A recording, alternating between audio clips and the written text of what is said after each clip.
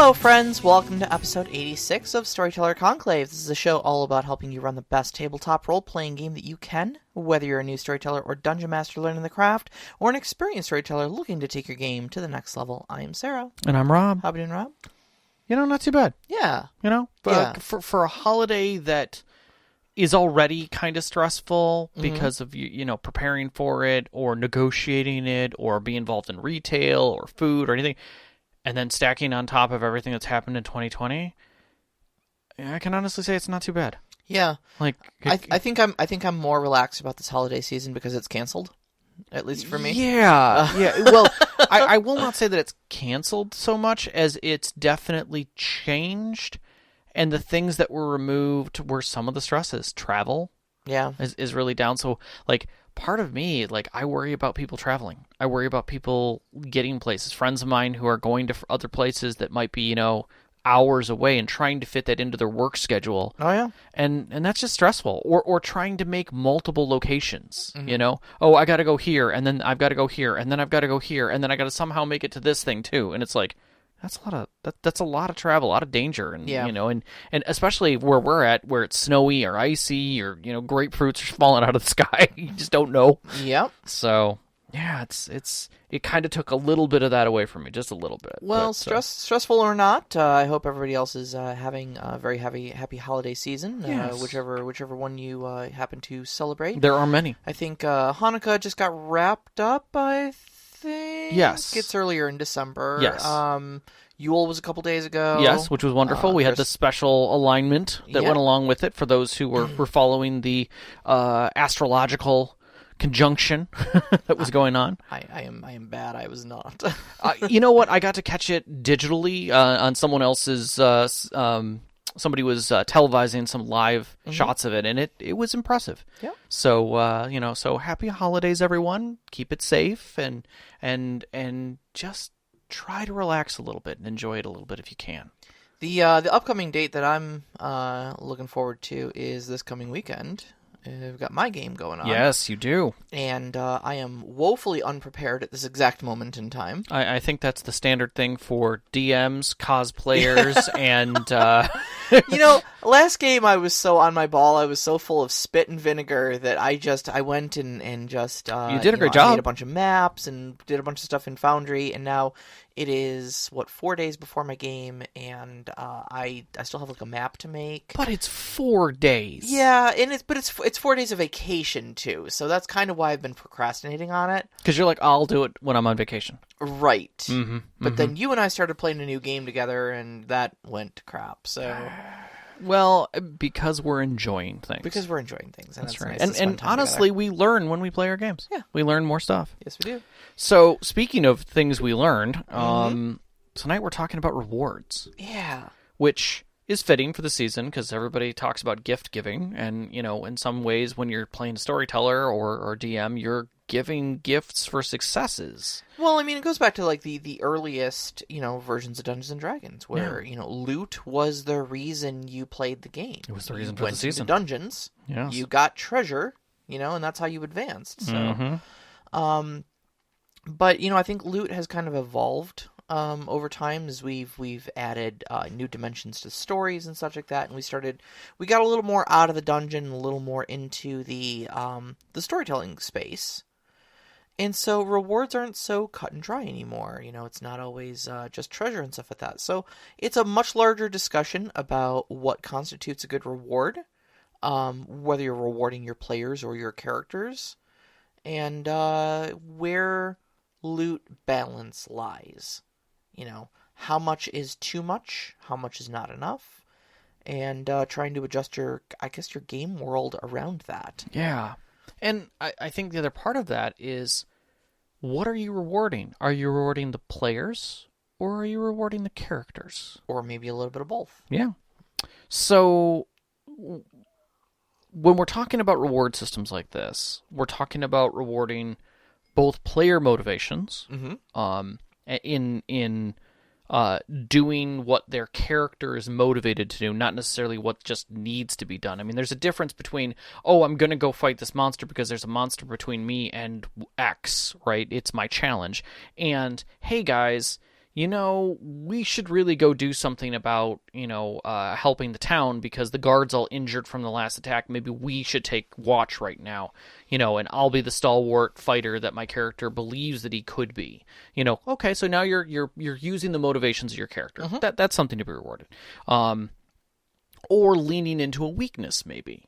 My character might have, something that they're a little deficient in. Perhaps they didn't get a formal education.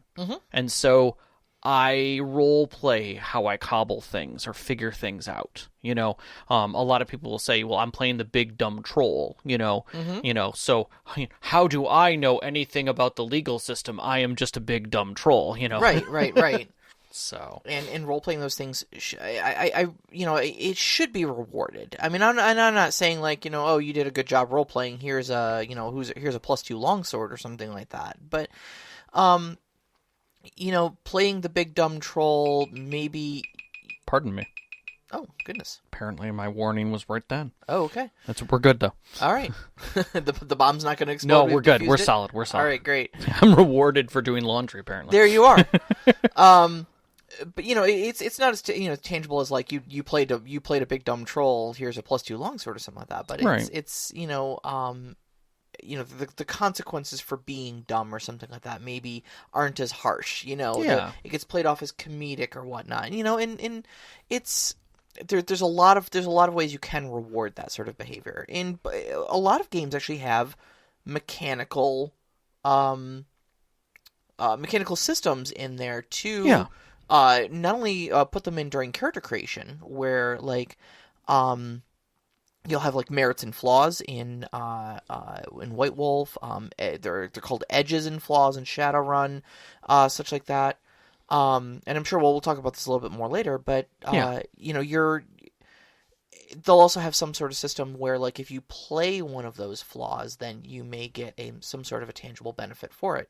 Yeah, which pushes it also in those same types of systems, not only playing it, but drawing it into the story, making it part of the story, adds that. And then you've got your more classic stuff, I slayed this, therefore give me some XP or give me some loot off of a loot table. Yeah. Your classic stuff. And also just your I completed things. Do we move up? Do we milestone ourselves into something new? And that's the thing. XP is one of those like it's become a very controversial thing. I think nowadays. I definitely think it gets questioned more. It gets questioned a lot more. I think as we've realized that experience point advancement is not the only way you have to do things. Right. Well, I mean, definitely there've been a lot of systems that just don't even have any advancement. Yeah. Like you start playing and that's it. Like there's no advancement. It's just story. Yeah, and a lot of them use like point buy sort of stuff. Like I know White Wolf was, your experience points become a currency to advance your character with. Yeah. Yep. I think, it used to be a foregone conclusion. I don't know when it started to roll over into milestone. I know sometime during like 3rd edition D&D, I stopped paying attention to experience points. And just started being like, we'll just level you up whenever it's appropriate, because I don't want you guys to start, I don't want to have to balance my encounters around, are you guys going to level up too fast? Because one thing I'm always very conscious of is that, if you level up too fast, what was it? Somebody said that they did the math, and if you assume the adventuring day as described in the DM's guide, right?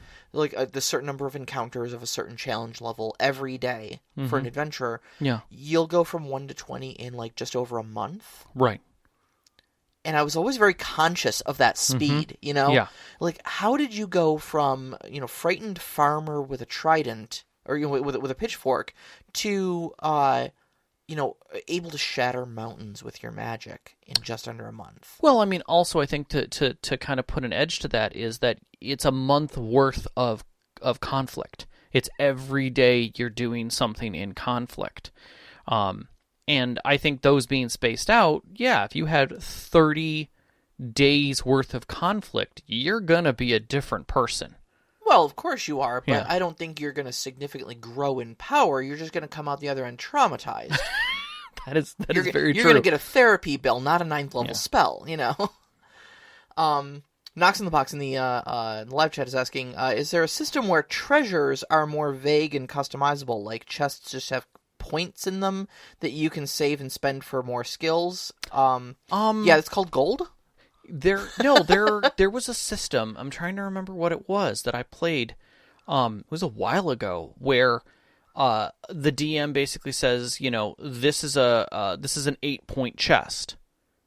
Or a rank 8 chest, and so at that point the players got to say what was in it. Oh, it's like being at Chuck E. Cheese's and you have like all the skee ball tickets. Yeah, like, you have tickets. Get to pick things off of the top rack. Exactly. And in that, it kind of allowed you to manipulate the story a little bit in that sense. Mm-hmm. But also the treasures that were in there weren't like character advance. They weren't like a wand of magic missiles or a bonus sword. It was more like you find a treasure map, mm-hmm. or you find a writ, or you find another quest. A level 2 quest or something like that. Yep. So it was always an extension. So it was up to the players, like, hey, what do we want to find in this chest? Mm-hmm, mm-hmm. So, but kind of getting back to the milestone XP thing, that in and of itself, I think is a much better reward, I find, than XP. Now, do you feel that that's a player reward or a character reward? I think it's a bit of both. Okay. I mean, the character gets more power, right? More, and gets to speaking strictly in a D&D sense, because that's really the only place where milestone XP kind of comes in for me. True. All the other games I've played have been point by and non-linear advancement. So right. For me, it's like the character gets access to new stuff. Sure. So that's a straight up character reward. Right. When my wizard leveled in your game, I got access to teleportation circle, and I think that's badass. Yep. Perfect timing too. Absolutely perfect. Speaking timing. of which, we still have to talk about that. Yeah, we do. We do. But so that was a reward for Ravana. Mm-hmm. But also a reward for me because now I feel like my character, I can do more things, and I feel better about having a higher level character. I feel like she's grown. Yeah. But at the same time, though, I like milestone XP a lot more than point XP. It's a lot less to manage, but it's also kind of a lump treasure. Mm-hmm. Like, you notice it a lot more when it's just like, and today we're leveling up. Oh, wow. Mm-hmm. We're leveling up. Today's level up day, guys, Instead of just being like, oh, hold on, that was another 5,400 XP. They do the math, carry the one, and leveled up. Yeah. On that random goblin. Yeah. Yeah. That doesn't feel climactic to me. I agree. Whereas milestones, you can put them in dramatic places, Mm-hmm. Mm-hmm. Like, for instance, your broken, bruised, and captured main characters will be leveling up from their experience when we come back. Indeed they will. Because they've been through some crap. Yeah. Wow, that'll be fun. Yeah, exactly. So speaking a little more about the rewards, though. Okay. So we've talked about how there's rewards for the players and rewards for the characters. Mm-hmm. So what are some of these player rewards? Because I think we all kind of think we know at least what a character reward is, right? Yeah. But what are we talking about when we're talking about rewarding the player? When I think about player rewards, I'm thinking about stuff like from 7th, which is the fate, drama dice or fate dice. Mm-hmm, mm-hmm. In D&D, it'd be inspiration points. Inspiration dice, yes. Basically bonus dice or tokens. I think Savage World has the bennies that can be given out. So you've got something physical in some cases, or at least a benefit that a player can use how they choose with their character. Right. I'm trying to remember. In Adventure or Aeon, is there the way that you do the creative editing kind of a thing? Isn't there something with that? Oh, I mean, yeah. There's inspiration points you can hand out. It's inspiration. Okay. You could have someone recover. I mean, it's a White Wolf system, so typically your bonus is recovering willpower. Oh, that's right.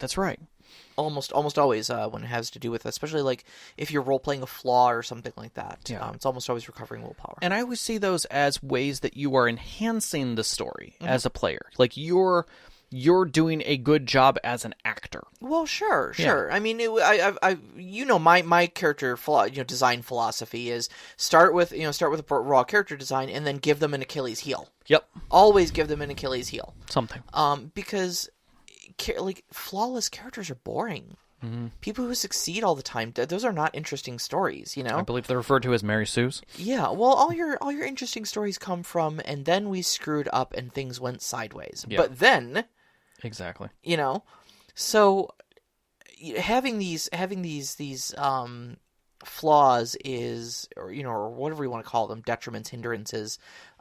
edges on your characters is one thing, but having a player incentive from a game mechanic standpoint of either regaining willpower or getting fate dice or drama dice or whatever, as an incentive to lean into those things and to tell more interesting stories by specifically screwing up. Yeah, Mouse Guard has that deliberately written in it. Oh, Mouse Guard's great about this. Yeah, you have to fail to move forward. Mm-hmm. You have to, what is it? You have to fail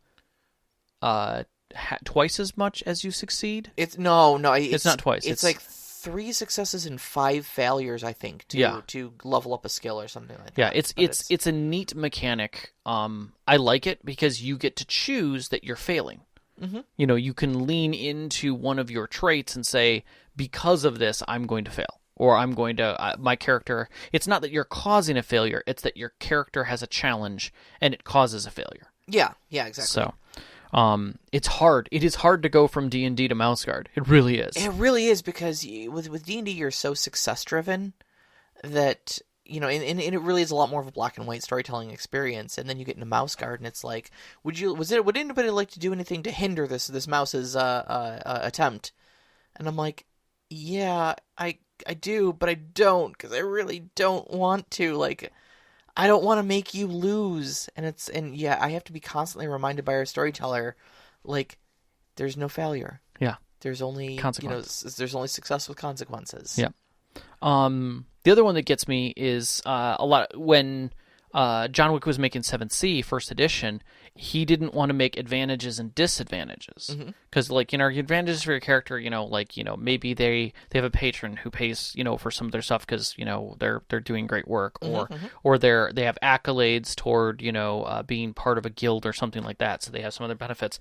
But disadvantages come in the form of backgrounds. They don't call them disadvantages, they call them backgrounds. Yeah. And the more you lean in, you buy them, just like you would buy anything else, because when they come into play, when you bring them into the story as the player, you gain drama dice for it. Yep. And that's the give and take. So that mechanic helps players go, oh, I would like to have this, I would like to lean into this background, in the story. Okay, all right, let's see how you do with this. Yeah. And so you're paying in to say, hey, I want this into the story today, because I would do that with you guys. You guys would all start with drama dice. Oh, yeah. And during the story, I'd be like, okay, does anybody want to pay in for today's story? And I'd look at my character sheet and I'd say, this is probably an appropriate time. I think my star-crossed lover background will come into play. Okay. And my messy breakup ex Helmut will be in this story somewhere. Yep. It's somehow. And those then make the story better and add to the flavor of the whole thing. Mm-hmm. And I think it really gives a chance for players to see in their character sheet how to play. And I think both Mouse Guard and 7th Sea do a good job of giving you that mechanical edge on helping to make your characters in that sense. Right. And make them unique individuals. But I'm going to get back to that. Knox is actually asking for a little more clarification on how that Mouse Guard ruling works. Sure. He's asking us, is it more like you're just issuing a challenge and not, quote, making them lose? How the mechanic works is that your traits can both be used in a positive and negative way. Correct. So if you're quiet, that's really great if you're trying to stealth around or be unnoticed in a social situation, but it's not great if you need to be heard. Or you need to alert somebody or they're trying to find you. Right. Or if speaking up in your own defense would be a good thing, Just simply you're quiet. You don't say anything. Yeah. And so all of them have that kind of double-edged sword to them. And if you employ your trait in a negative way when there's a roll to be made, you get I'm trying to remember is a tick for it. Yes, you get a mark. You get a mark of some sort, basically, and those at the end will during the player phase you get to add those up to can kind of be cashed in for some currency a little bit later. in one of the phases of the game. Yeah. So it's you run into a situation where it's like, yeah, I kind of want these benefits, but I also don't want the other player at the table to feel like I'm trying to, screw them over, basically. I'm just playing who I am. But it's just part of the game. And I like I said, I needed to be talked down from that during our last game session, because it was like, I didn't want to be the inconvenience. I didn't want to be the stick in the mud that's like, I'm going to screw you over. But at the same time, my character absolutely would have just put their foot down and been like, no, this is not going to happen, or whatever it was that unfolded. I'm not really sure exactly where that was, but yeah, I'm actually trying to remember what that situation was. I think I was bossy about something. Yeah, and I took control of a situation that another mouse was trying to do. And so what happened is, when I employed that trait, the other player lost 1 or 2 dice to the number of dice they were rolling. Yeah.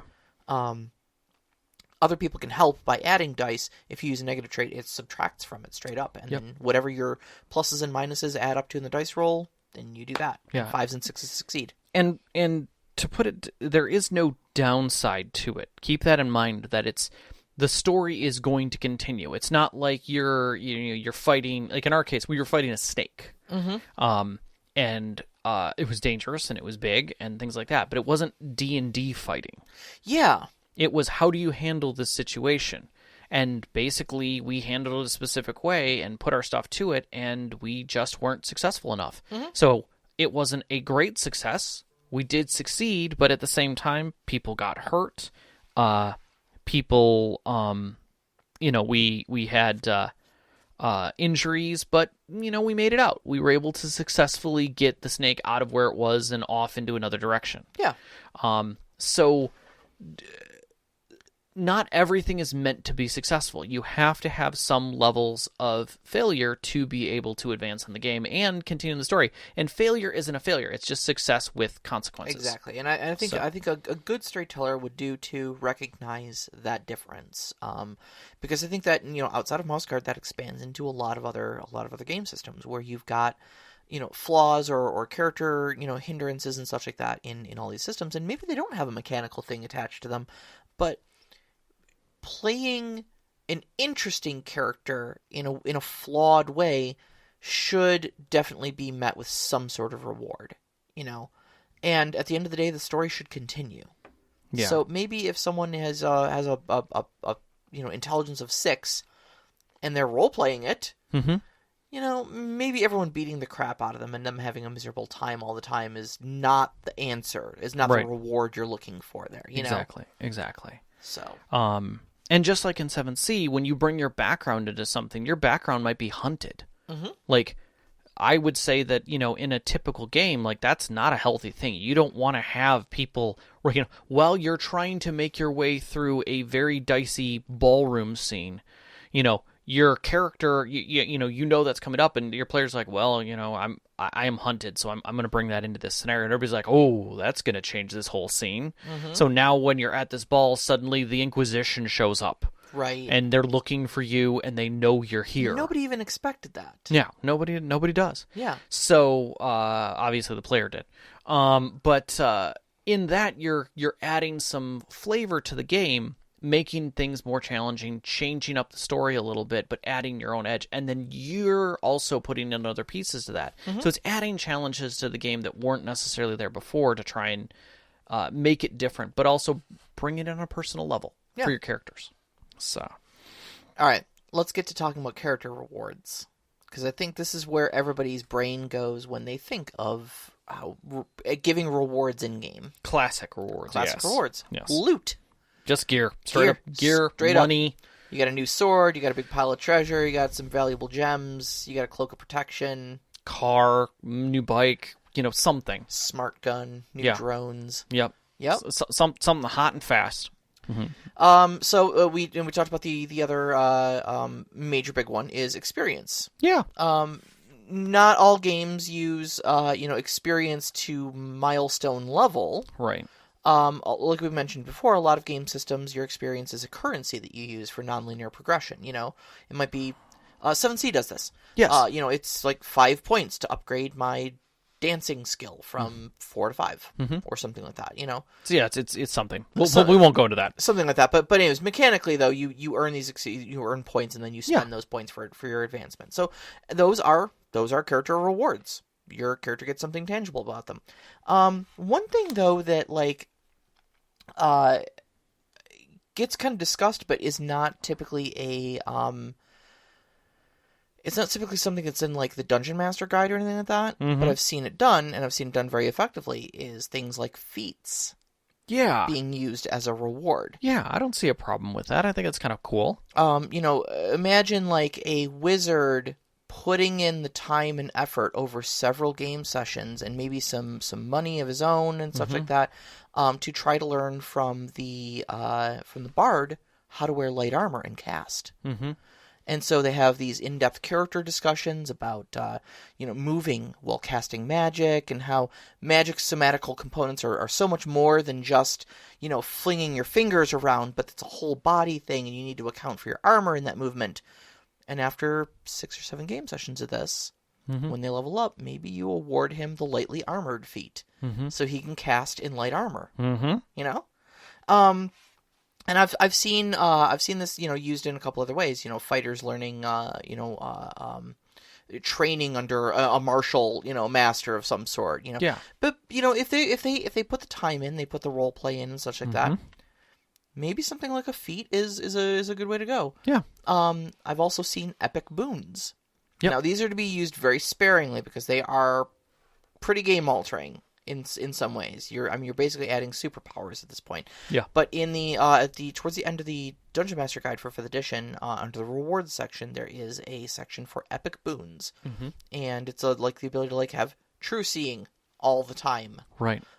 Resistance to bludgeoning, piercing, and slashing of non-magical attacks. Yeah. Like you just straight up take half damage from most things, Yeah. I mean, I could see that as like a berserker barbarian who basically just ignores certain hits. Like they just don't already happen. Do that when they're raging, but like imagine when they're not raging, Right, like, that guy's, he's not in his rage, so we could probably take him out, and they hit him over the back of the head with a chair, and he just kind of turns and is like, excuse me?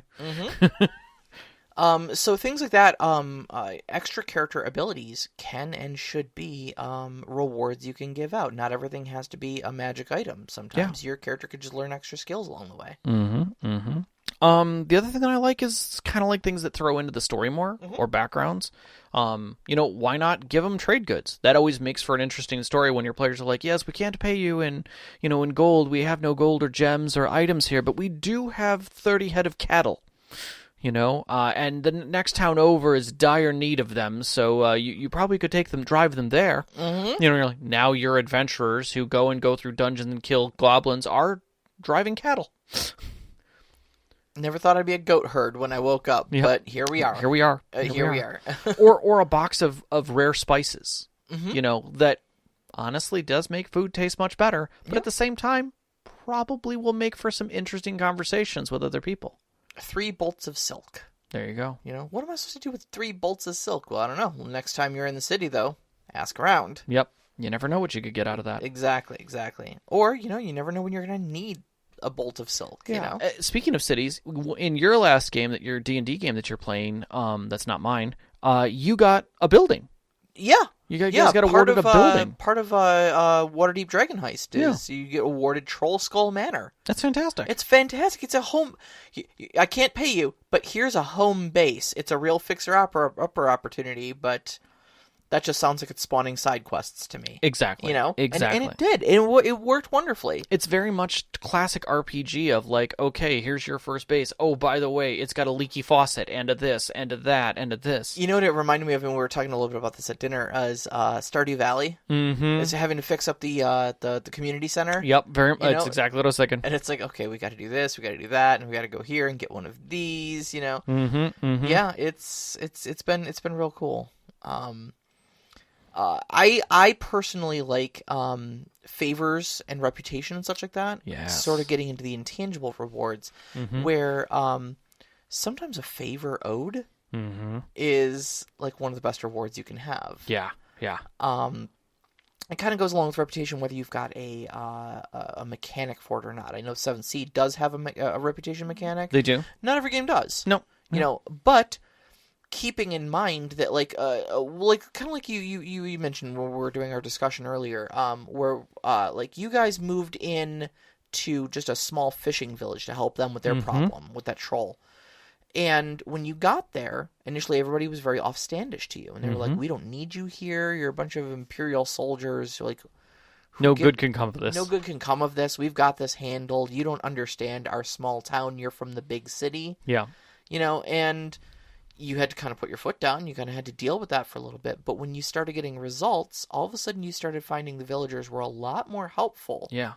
And there was a shift because you earned reputation. Exactly. It changed them physically, changed the way that they reacted to you. I mean, technically D&D has the setting for being able to move them from hostile to neutral to positive within you. So even if you need to find like a game mechanic to help you with that, you could always make sure that your NPCs, when the players meet them, have one of those qualities. Are they hostile to the player?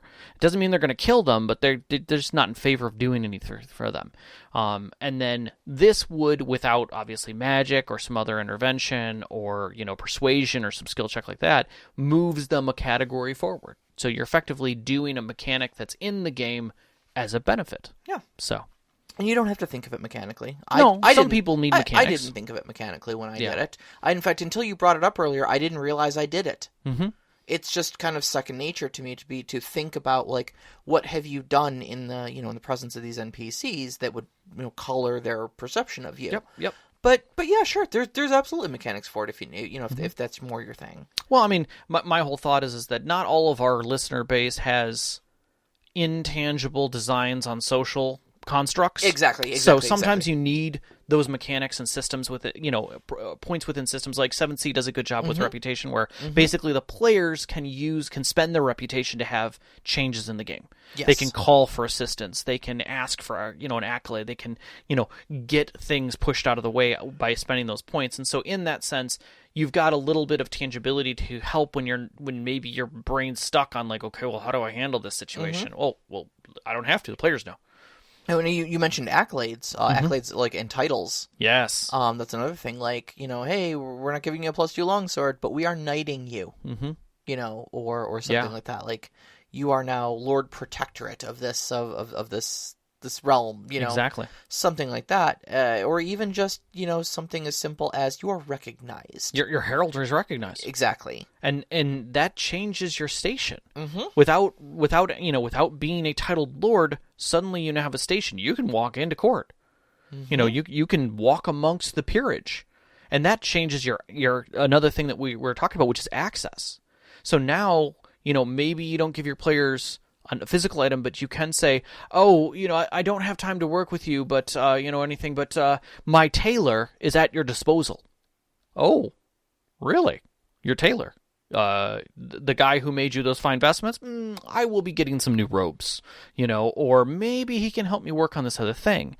Not only does that give you access to those merchants or maybe libraries, but it also gives you a wealth of contacts, maybe.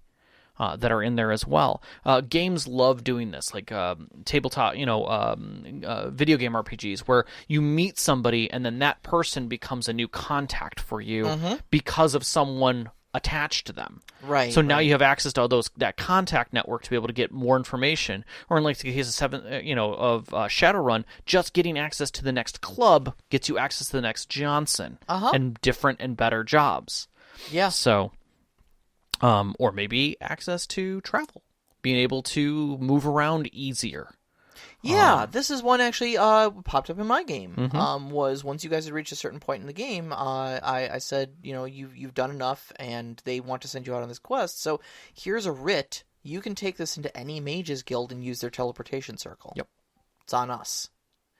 But also like libraries.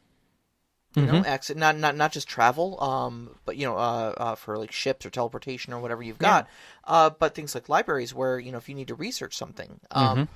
Obligatory critical role mention: Beauregard is in campaign 2 is a member of the Cobalt Soul, and because of her reputation and such like that, she has access to the Cobalt Soul's libraries. So it's not terribly uncommon for them to be like, "Hey, send a message spell ahead. let them know we're teleporting into their library because we've got access to their circles, and tell them we're going to be camping out there for a day or two while we research this big bad guy we just heard of who's apparently trying to end the world. Right. Merchants. Yeah. Merch is another great one. As I was saying, like, the tailor is a great character that you could use. I like non-standard things that your players would be interested in that sometimes become clutch. Oh, I have to get into something. Well, how are we going to get into this event? We don't have anything to wear. I know a tailor. Sometimes you can earn rewards with your enemies as well. Agreed. And I thought this was a really interesting one. So sometimes if you up your reputation with enemies through whatever means, either you show mercy to them or you defeat one of their enemies, the enemy of your enemy becomes your friend-ish. Maybe not. So maybe they don't become your friend, but enemies don't hate you as much is a reward. Yeah. I mean, now you're not kill on sight. Now there's a begrudging respect. As long as you don't cross them, they don't cross you. Yeah. Or even so much if you get to a point where, like, well, now that we're done with this, you're just going to take me in. I don't know. We're about an hour outside of the county. Yep. You just saw me commit murder. Well, see, here's the thing. I'm holding coffee, which means I'm on break. And I'm legally obligated to take this break and not do any work for 15 whole minutes. You could be anywhere in 15 minutes. Yep. Slurp.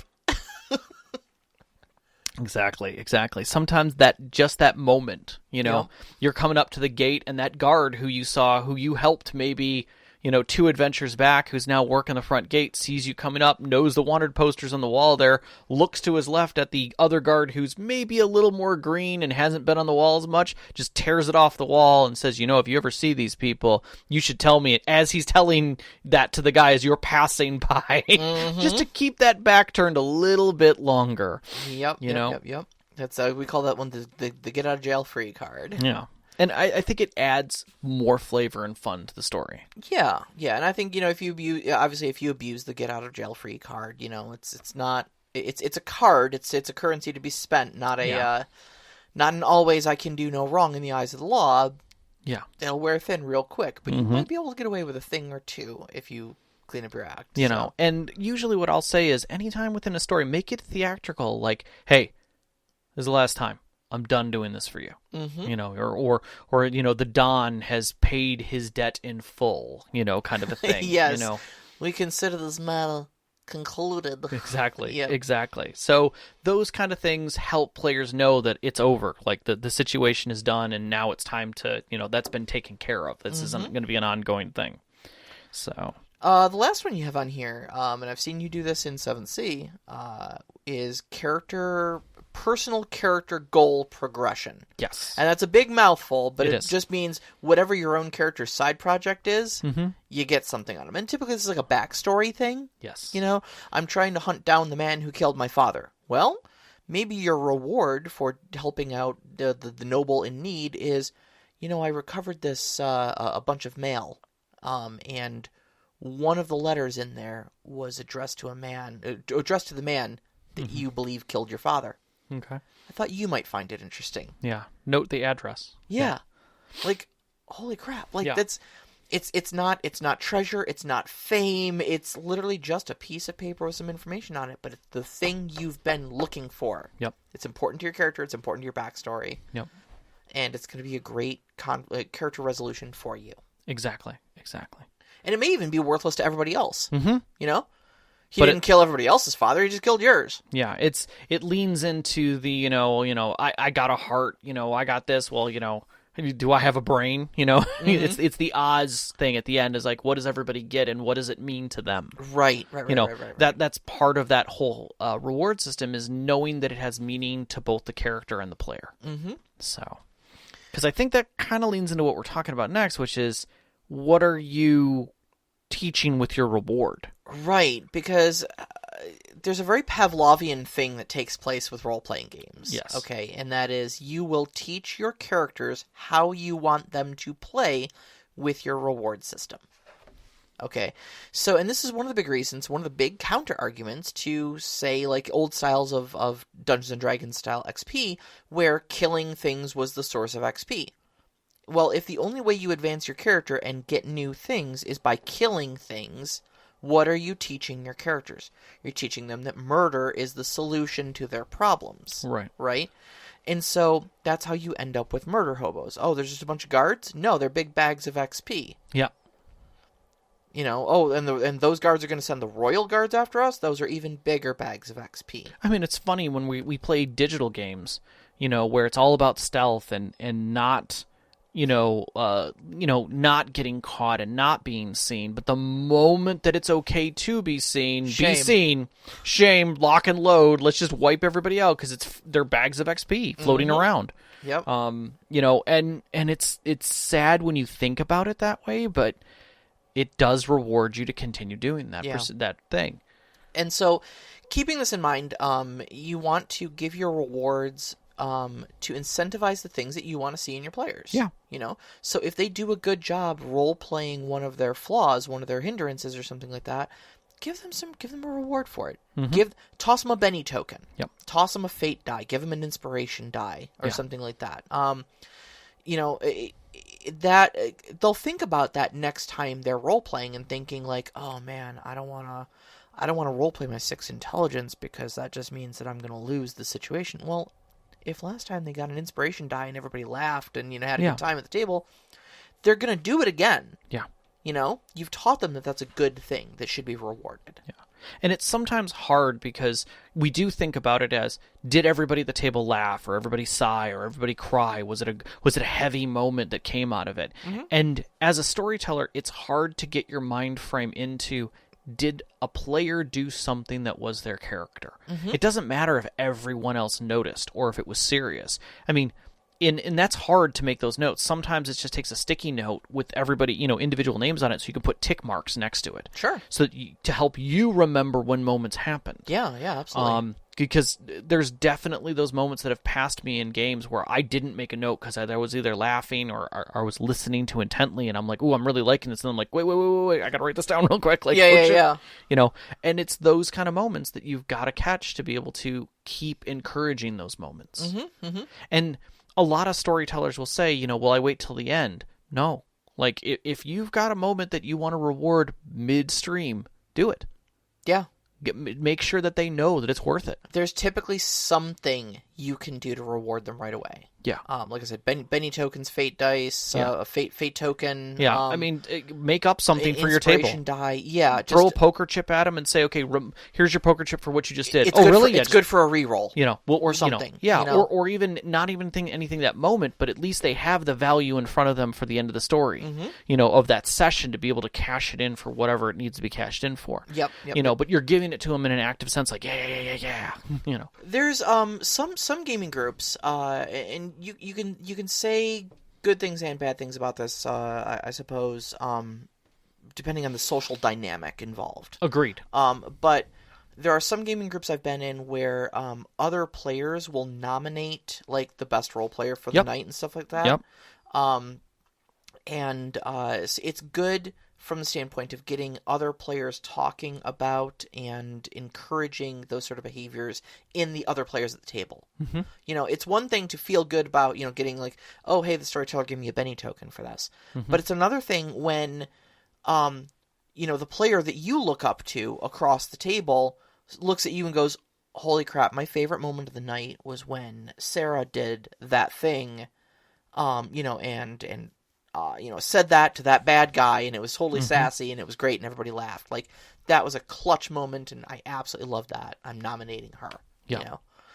And it's nice to kind of see this. Again, there's good things and bad things about that, because I think, some of your weaker role players may feel left out about it. But Agreed. Depending on the social dynamic at the table, I think if everybody feels like they're on an even keel, it can be a nice thing to have, to encourage your players to say nice things about each other. Yeah, especially if spotlight is shifting. If your group is good about shifting spotlights and seeing where people are shining and moving the light to another player at times, I think that's a great thing to do. Mouseguard has that mechanic. It does. Mouseguard has that mechanic, and I remember I was kind of getting into fights over, no, you were the best role player. No, you were the best role player. Yep. Well, yeah, but you did this thing. Well, yeah, but you did this thing. Yeah. And those are the kinds of, like, good fights. And you end up with someone at the table going, fine, I'll take best role player. Yeah. I hope you choke on it.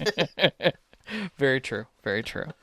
So, when we talk about these loot rewards, the actual physical rewards, which is kind of a key point that can really turn a game, we have to talk about balance. Oh, this is the roughest part for me, too. Yeah, and it is hard to find a good balance because some storytellers will say it doesn't matter what you give them, you can always balance around it. Mm-hmm. And then you have your storytellers who aren't prepared to balance around it, and you have players who take everything and turn it into, the BFG 9000 and can wipe out everything in a story. It's a plot weapon that just destroys. Well, I'm always afraid of unforeseen consequences. Yeah. I'm always afraid of that one thing where it's like, oh, it has this fun and interesting effect that I imagine is going to be used once or twice and then forgotten about. Sure. To make a role playing situation slightly more quirky. It's a flute of squirrel summoning. Yeah, and they can retrieve anything that's less than a half a pound and can fit within a 2x2x2 space. Exactly, but then you get that one player who's going, hold on a second, half a pound. How many squirrels are we talking? And you're like, I don't know, 8. Okay, I can work with 8. Yeah, and you're like, what are you scheming? And then they unload this harebrained and you give them answers not knowing the damage they're about to do, and then they go, okay, so I summon the squirrels, and since this thing's saying the player's guide says this is only a quarter of a pound, so it's well within their ability to do, and it is small enough that they could get it, I'm going to blah, blah, blah, blah, blah, blah, blah, blah, blah, and they're going to give me the crown jewels. And you're like, crap. Because they can. This whole quest was just to go get the crown jewels, and I just accidentally handed you a thing that allowed you to do it in 15 minutes of description. Right, or just as simple as I'm gonna put a squirrel right behind this guy and polymorph him into this. Yeah, because he's a willing, he's a friendly, willing, subject, and I can target him with it. So therefore, boom, But I think we've all had it happen at least once at our tables where someone just takes that one innocuous magic item and just wins the game with it, and you're like, I don't even know what I did there, Yeah. But then once they were able to do it, now they're like, oh, I just any solution, any problem I need a solution to, I just use this. Pull the flute, yeah. Yeah, I just pull the flute out, and my squirrel army goes for it, So I mean, at that point, what do we do? So I think there's 3 things you can do.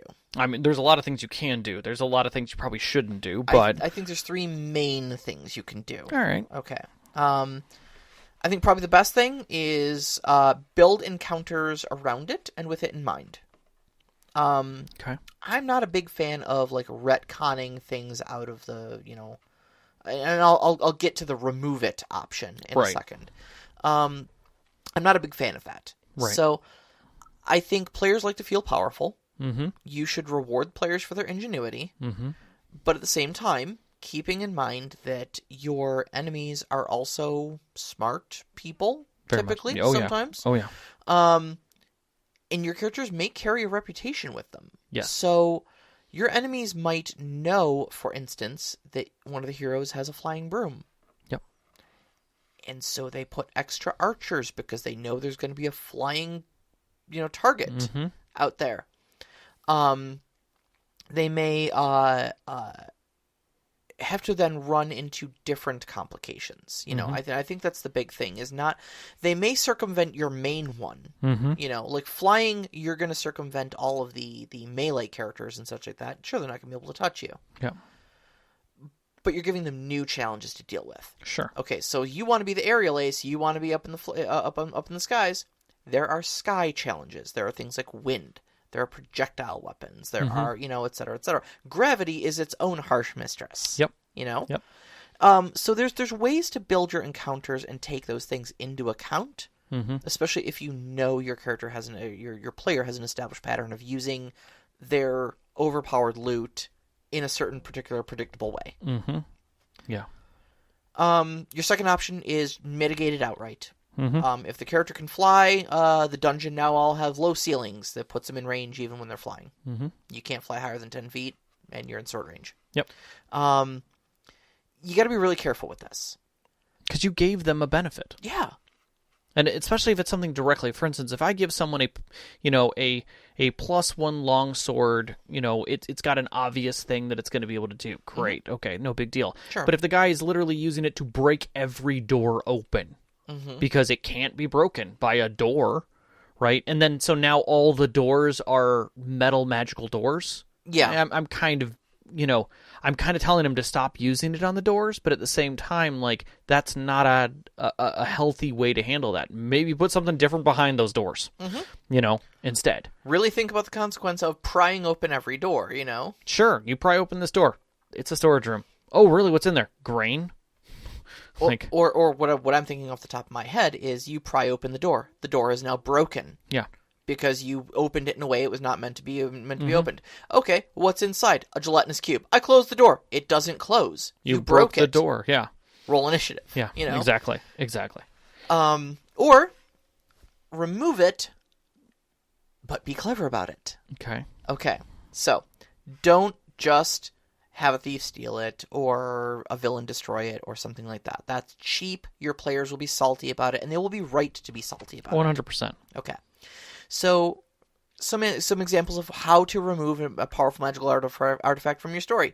Perhaps it is the powerful ancient magical artifact they've grown dependent upon is a key to an ancient lock that needs to be opened. Okay, so they have to put it in the lock. That's a 5,000-year-old magical sword. Where did you get it? I don't know. I found it in a treasure somewhere. So you go into a dungeon nearby, and it turns out that the lock is shaped like a sword's blade. Well, we try this, we try that. No, it's shaped specifically like the unique hilt that you have. No, maybe there's other rewards on the inside. Mm-hmm. Maybe you can get rid of that sword of smiting or whatever it is that's unbalancing your campaign by having it be consumed essentially by the lock, and you can give them other stuff on the inside. Mm-hmm. Now, they lost the cool sword, but at least you gave them something in return, and hopefully this new treasure is more balanced. Yes. Okay? Perhaps that magical sword is a family heirloom. Mm-hmm. For a royal bloodline, and returning it to them is the only way to broker a peace between two warring factions. Maybe it's a sort of a Romeo and Juliet thing. They're fighting over it, and they each think the other stole it. Yep. And only by bringing it in, being like, hey guys, no, actually I found it in a tomb. It's right here. Yeah. Cool. Can we have it back? That's literally our, crown thing. Bam. Now you've brokered peace between two warring factions by giving up a magic sword. That feels pretty good, right? Yep. And swords out of the game.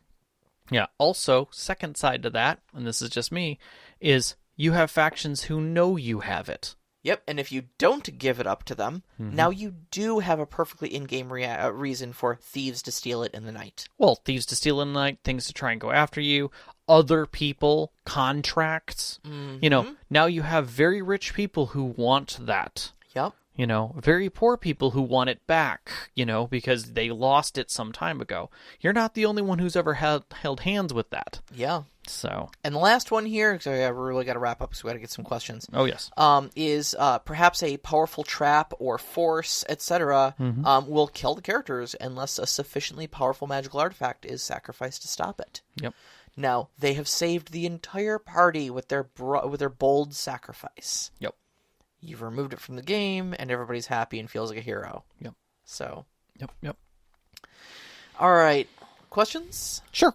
We've got this grouping from Mad Elf. That Mad came. Elf had some great questions. Yeah. He did. Have you introduced an item which unbalances the game, especially in the hands of a character? How would you go about removing it? I think we just kind of hit that one square on the head. Yeah, but have you introduced one, like off the top of your head? Can you think of one that you introduced that unbalanced it, and how? Not off the top of my head. I can't think of anything instantaneously. I know there have been a few, but it has been a while since I've introduced something that was just totally game breaking. The flying broom is probably an oddly specific example for me because I had to really do some mental gymnastics to kind of rebalance things around that one of our players has started the game with that. Yes. I said you could pick any uncommon magic item at character creation, and they picked that one. Okay, why is that uncommon? But it's there, and I'll let them have it. So it's a broom of flight. How would you go about keeping an unbalanced item in game without letting it disrupt the story? I think for me, it's when it doesn't come into play. When it's just something that either has its own reputation, and therefore when it gets seen, is that the sort of, where you think it's just a plus, or a bonus armor, let's say, that gives you, special resistance or whatever. Yeah. People recognize that. And so now it changes the story's perception of you or of that player. So it doesn't necessarily disrupt the story, but it definitely changes the flavor of the story. And the story just continues because, again, just because something's in there and it's a little unbalanced doesn't mean that it completely changes it. And if players then start going out of their way to change or alter the story, I think that's when the conversation needs to start shifting with that player. That's where disruption comes in. Yeah. If like, oh, we're no longer going to follow plot. We're going to go and do these other things because now I can steal anything. Mm-hmm. Or I have a stealth of 25. Why am I even hanging out with these people? I'm just going to leave. Great, hand me your character sheet. We'll make you a new character, and we'll come back to this guy at a certain point. Yeah. Like, no. I just want to. Well, the story is here. This is what the story is, and the players are here. So, and then for setting your game you enjoy, what are some of the most interesting rewards you've introduced to players? Now, I know you did one that you the perilous potion. Which I thought was really neat the way you deployed it and what it became in the end. Yeah, it was a book of riddles. That every time every riddle was a separate ingredient in this potion, and the very first riddle was the recipe for the potion. And once they figured it out, first off, they had to work to figure it out, which I thought was great, because they then felt very good about finally getting the solution to it. Right. But then they started brewing it, and it gave them a tangible benefit, like dark vision or wings that gave them the ability to use fly briefly, once a day or something like that. All little things, but they all came with a cosmetic change to their body as well. Yeah. Like one of them grew grass instead of hair. Yeah. One of them had, like, glowing, flickering eyes like candle lights. One of them grew dragonfly wings, And it was all neat little things, but they all really took to those cosmetic changes and the cool little abilities they got, and they felt really good about it. So, yeah, I think that was probably the coolest thing I've ever chucked in a treasure chest.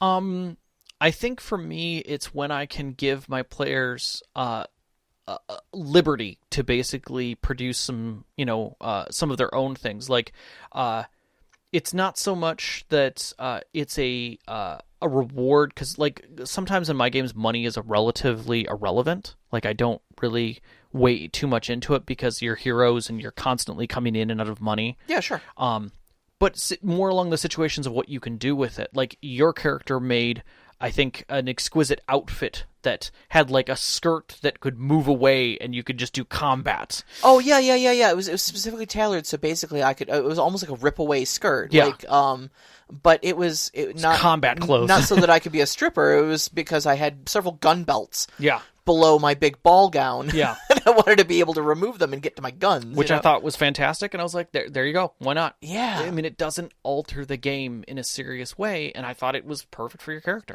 I thought it was very appropriate. Yeah. So things like that, I definitely think I like leaning into. Heading back for just a second, Knox asked, what if I suck at acting, but I'm giving all my effort? Do effort points count? Totally. Absolutely. That's what inspiration is for. That's what those kind of pieces are for, so that we can give you those benefits. All right, so our next week's topic is going to be our listener show. So once again, we are going to be doing a listener show. All of our live chat is going to be open to everyone, and we will have some great gift giveaways. Yes. Be in the live chat, 7 p.m. Eastern Time next week on December 30th on mixlr.com, and join us in the Discord and get a chance to win some of those prizes. Yep. You can find us on Twitter at @ST_Conclave, Instagram, ST_Conclave. Listen to us live at mixlr.com/storyteller-conclave. Like I said, 7 p.m. Eastern Time every Wednesday night. And join our Discord. You can find that up on our website at storytellerconclave.com, and we tweet it out pretty often. Yep.